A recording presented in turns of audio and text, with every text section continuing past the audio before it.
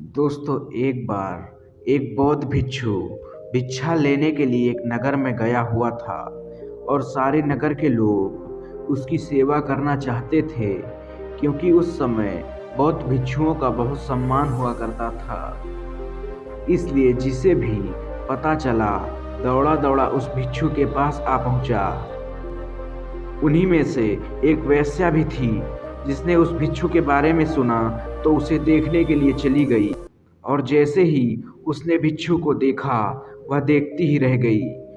उसने उस भिक्षु के पैर पकड़ लिए और कहा कि मैं एक वेश्या हूँ और कोई भला आदमी मेरे द्वार तक नहीं आता, इसलिए मैं ये चाहती हूँ कि आप मेरे अतिथि बनकर मेरे साथ चलें, ताकि कुछ दिन तक मैं आपकी सेवा कर सकूं। असल में वो वेश्या उस भिक्षु पर आसक्त थी। उसने आगे कहा कि हे महात्मा, मैं भी कुछ धर्म करना चाहती हूँ, और ये भी हो सकता है कि मेरे मन में भी कुछ ऐसा भाव आ जाए कि मेरा उद्धार हो जाए। सभी नगरवासी उस वेश्या की बात सुन रहे थे, और इससे पहले कि भिक्षु कुछ कह पाता, वे बोल पड़े कि तुम क्या कह रही हो? एक बौद्ध भिक्षु तुम्हारे कोठे पर कैसे जा सकता है? इससे तो भिक्षु को पाप लगेगा। नगरवासियों की बात सुनकर वेश्या ने कहा, इन्हें मैं पाप को मिटाने के लिए नहीं, अपने साथ चलने के लिए कह रही हूँ। उनकी बातें सुनकर भिक्षु ने कहा, मैं अपने गुरु बुद्ध से इसकी अनुमति लूँगा। यदि वे कहेंगे तो मैं आपके साथ अवश्य चलूँगा। ये सुनकर वेश्या ने कहा कि मैं आपका इंतजार करूँगी। इतना सुनकर नगर के सेठ ने कहा कि हे महात्मा, ये पापी है, आप मेरे साथ चलिए, इसका कोठा आपके जाने के लायक नहीं है। इतना सुनते ही वेश्या बोल पड़ी कि तब तो इस नगर वाले सारे अमीर पापी हैं, वे सभी मेरे पास आ चुके हैं।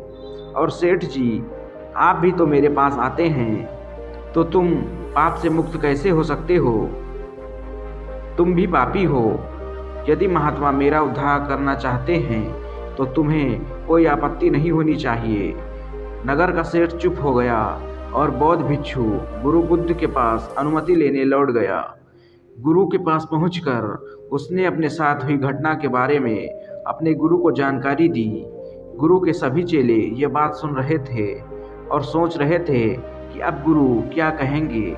कुछ चेले सोच रहे थे कि अनुमति नहीं मिलनी चाहिए, और कुछ चेले ऐसे भी थे जो चाहते थे कि अनुमति मिले, ताकि वो भी कल किसी ऐसे स्थान पर रहकर कुछ समय बिता सके। गुरु ने सब कुछ सुनकर कहा कि जाओ, उस औरत का भला करो।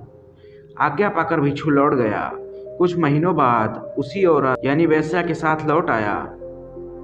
उसे एक औरत के साथ आता देख सभी चेले आपस में कहने लगे, देखा संगत का असर। आखिरकार इस औरत ने अपना जादू चला ही डाला और अच्छे भले भिक्षु को सांसारिक जीवन में जीने वाला बनाकर अब शायद विवाह की अनुमति लेने आई है। लेकिन गुरु को पता था अपने इस चेले का, इसलिए गुरु उन्हें आता देख मुस्कुरा रहे थे। बुद्ध भिक्षु ने अपने गुरु के पैर पकड़े और कहा, गुरु जी, मैंने इस औरत का उद्धार कर दिया है। अब ये एकदम शुद्ध आत्मा बन चुकी है, अतः इसे अपना शिष्य स्वीकार करें। ये सब सुनकर सभी भिक्षु आश्चर्य में पड़ गए कि ये कैसे हुआ। चरित्र तो हमेशा बुरे के साथ रहकर अच्छे का खराब होता है। हमें बचपन में यही सिखाया जाता है कि बुरे के साथ रहकर तुम भी बुरे बन जाओगे। तब गुरु ने कहा कि देखो इस भिक्षु को, जिसने मेरी आशा के अनुरूप कार्य किया है। इस औरत के चरित्र को अपने चरित्र जैसा बना दिया है, ना कि खुद को बदल दिया है।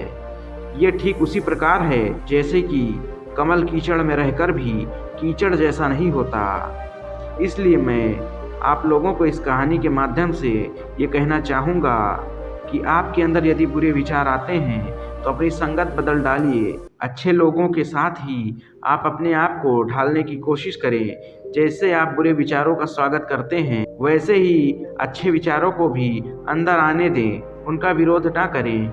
जैसे ही आप अच्छे विचारों के लिए अपने मन के द्वार खोल देंगे, पाएंगे कि आप एक अच्छे इंसान बन चुके हैं।